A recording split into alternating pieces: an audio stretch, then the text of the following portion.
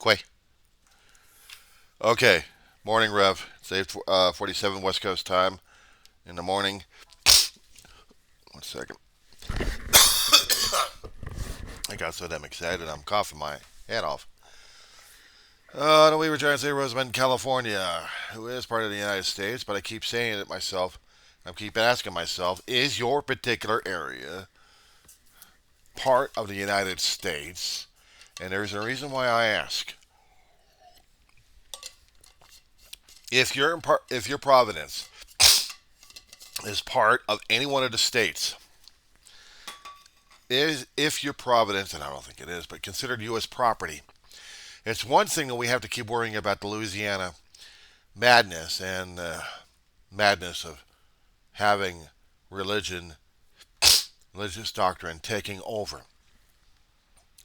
If you're just part of Canada, maybe this may or may not affect you guys, but I don't think so. Because you guys haven't had the controversies bleeding over in your news regarding how religion is interfering with the state. I'm not quite sure about your Constitution, and I would have to take a look at it to understand it.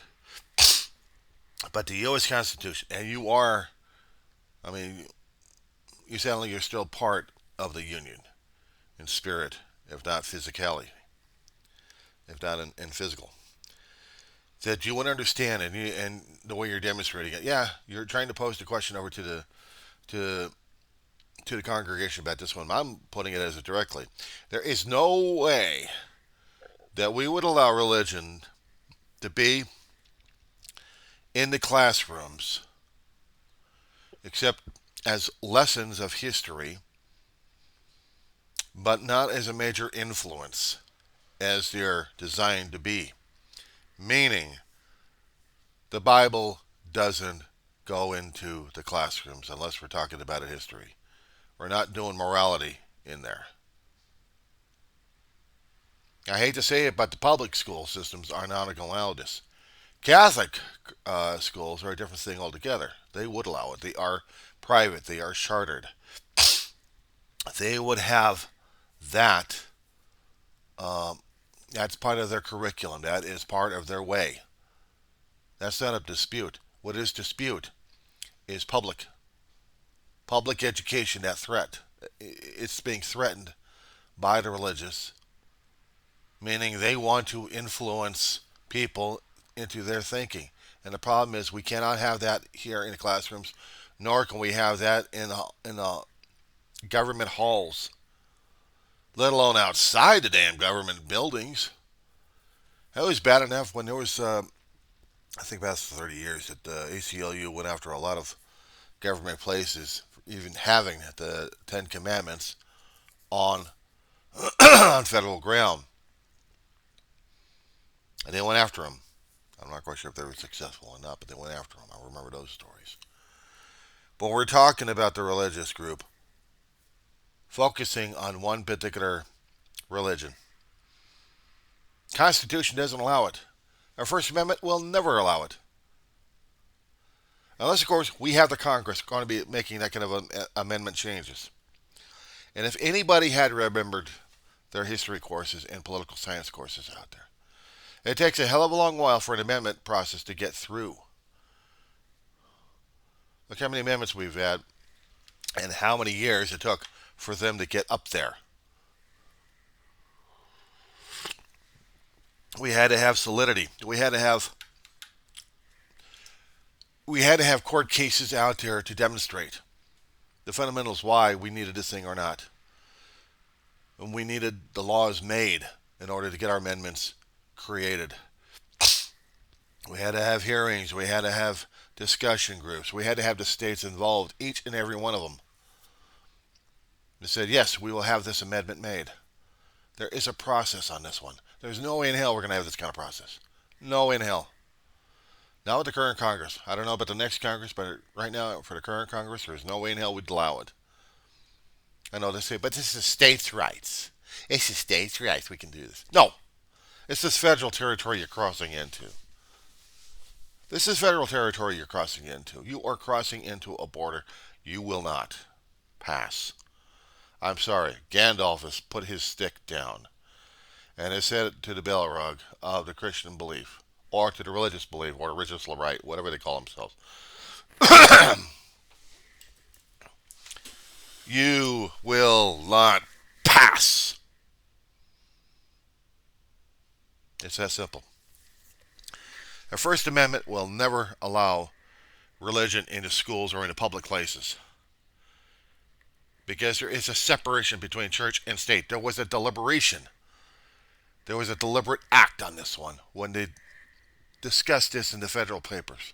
In the federal papers, it would tell you the reasonings for it.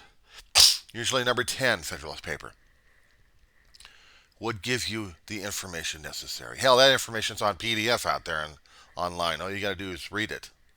There are books on this one. They sell books on Amazon, but there are also books in the library, online libraries. They will tell you for the reasoning why there should not be any religion in public education. It also depends upon history, which people keep forgetting. What happened in merry old England during the time when we thought about the colonies starting up? What happened in that time? We had a political leader trying to make his influence over religion. He didn't want Catholicism. He wanted his own religion. And he was forcing it upon people. We had a civil war in England. What else is new? But we had a civil war. And representation and reputations and beliefs, they were all tested. And there was a lot of death. A lot of bloodshed on this one.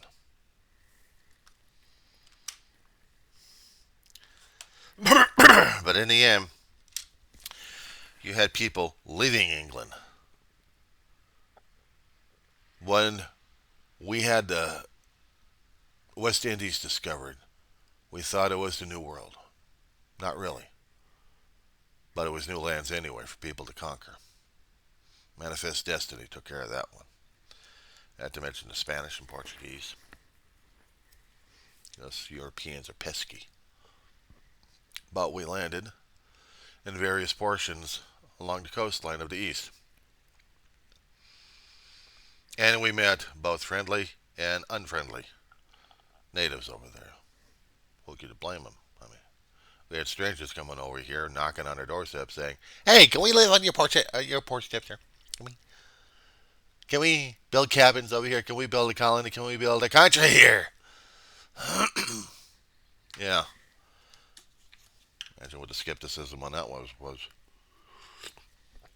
Or worse off is when you had people saying, "Well, can we force our religion down your throat? Can we tear apart your belief systems? Can we tear apart you to make you an us?"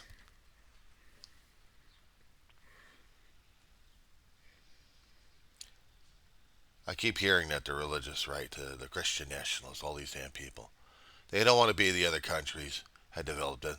They think they're moral. They think they're righteous. They're dumber than dog shit. History keeps repeating itself, and they're repeating themselves too much. My language is faulty and sour, and it's not very well accepted by Congress, or by not by Congress, but by congregations, because I speak the truth, and I am harsh. I am harsh. I have to be harsh on this one, Reverend. I have to be harsh on this one. I have to make you folks understand. There are reasons why our country was set up, but people forget it, and they don't want to remember. They don't want to study it. They don't want to argue about it. They want it clean, simple. Somebody else tell them what to do, they'll do it. They'll be happy enough to be compliant. I'm sorry. This is one ram is not going to be compliant. I'll butt heads if I have to. Jesus may be simple and peaceful, but he also realizes what's at stake. Why do you think he kept saying Caesar and then God separated? I had to make that distinction here, Reverend. I fight like hell to protect the U.S. Constitution if I have to, including the ugly Second Amendment. But when it comes down for the freedom of religion, when it comes down for freedom of speech, I will fight like hell over that. Hell, I'll fight like hell over anything concerning about the Constitution. But I also fight like hell to protect our religious dignity, our religious rights. And my rights are being violated. Doesn't matter which particular state. My rights here in California are being violated by the others. By instilling and installing religion into our public educations and our forums. There's one thing, and I argued with myself on this one when they took out a lighted cross. Reverend and others in the parish, if you would kindly look under a Google search under the Hollywood cross, that is right above the Hollywood Freeway, the 170 here in California, in Southern California. Let me direct you on that one. 170.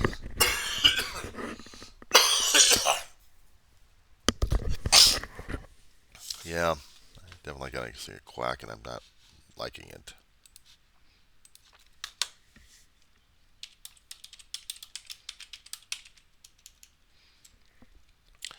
Hollywood lighted cross over 170 freeway.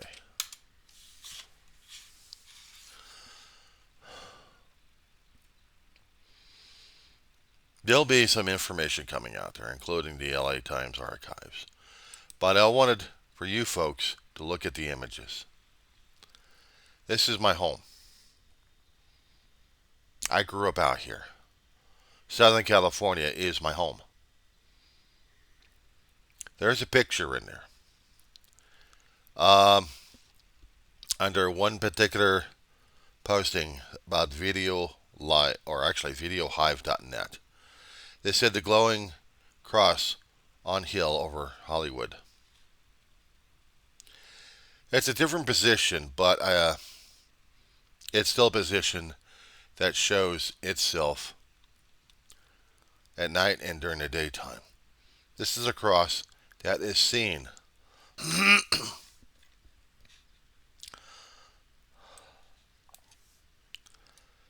This particular cross at one time was on federal land.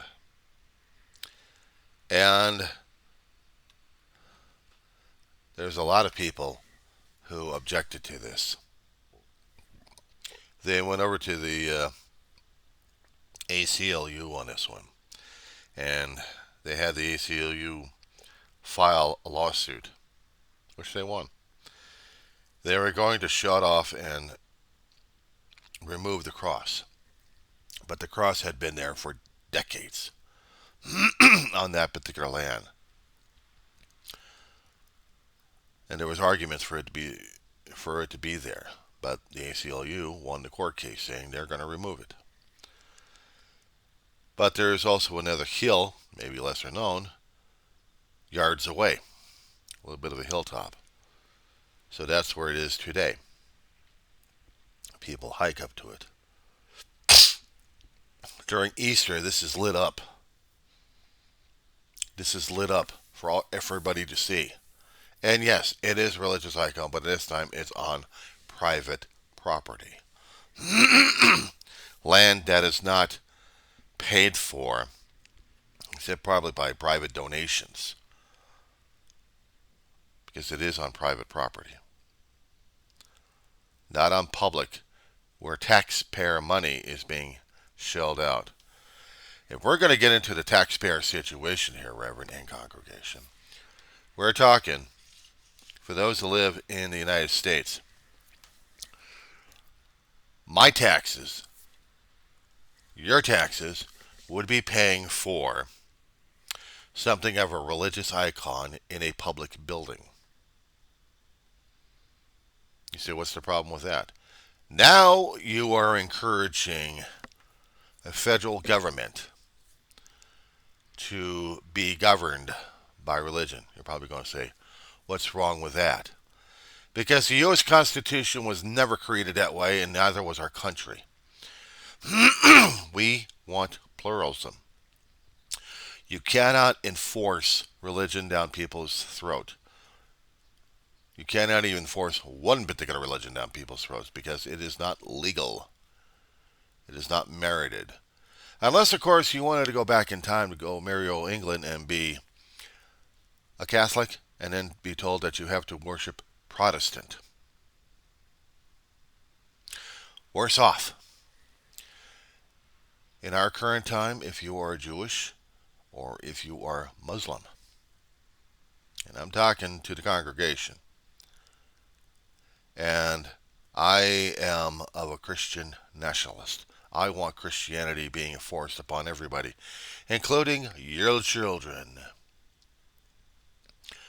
your parents, your great grandparents, everybody, because I say so. Me, of the minority of the Christian Nationalist Coalition. We want Christianity everywhere. And we tell you, demons and everybody else, be gone or be converted. You will obey the minority. You will obey me because I say so. And your opinion doesn't matter. You will be thumped. You will be converted. You'll be blessed. You'll be drowned. You'll be cursed at. But you'll be a Christian. Yeah, throw in one little thing. Yeah, guys, ever heard of the Spanish Inquisition?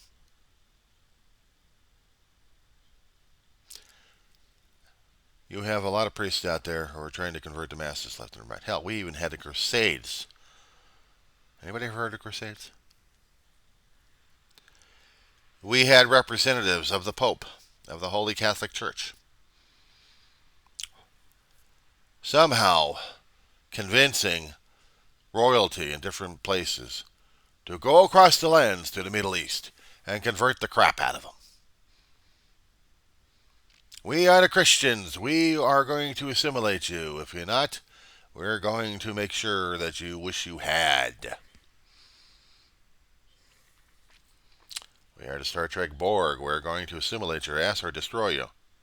Deal with it. We are the minority. We're going to force this upon the majority because we tell you. We say so. You have no choice. You will have no choice because we do it. 1979, Islamic Revolution had happened in Iran.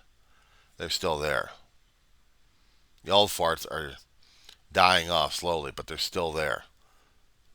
Their idea and ideology, their insanity is still there, forcing people under their will. A lot of people, but the minority is still enforcing it. We're talking about Sharia law. So now we're doing the same thing in our country here in the United States of America. All in the name of Christ.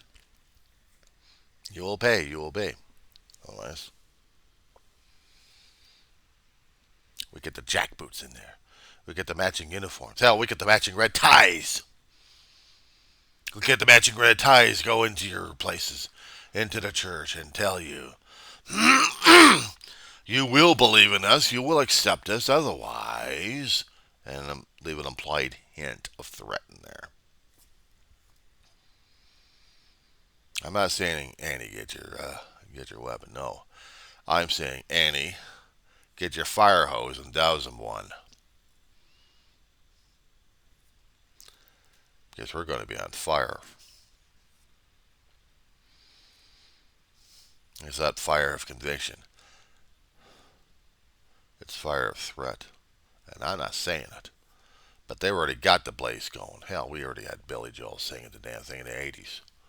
We didn't start the fire. Sure as hell sounded like we did. I'm just tooting my own horn here. I don't like it when somebody else is going to tell me that they're in charge and they are. And I'm like, who the hell are you again? How dare you? I dare, damn it.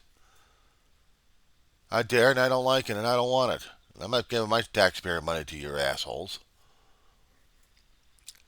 Reverend, you might as well consider this as just between you and me here because my language is getting so salty at this point. It's not considered Christ-like, unfortunately. I'm combative. I'm feeling combative. I'm hearing this and reading this stuff. Call me patriotic. I'm also a mouth on my own channel. Sometimes I get worse at this in the language. But getting the message out is one way. But insulting the congregation, that's some of them probably heard worse. A lot worse. I may not. I may not be acceptable.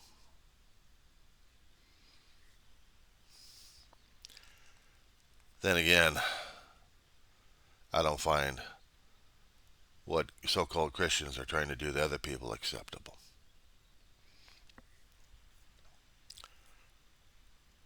If I have to be, it have to be a forceful ram to keep ramming my way through these damn crowds to keep them away from from the cliffs that they're going over. So be it. But one thing I am not Atlas. I can't carry the world on my shoulders.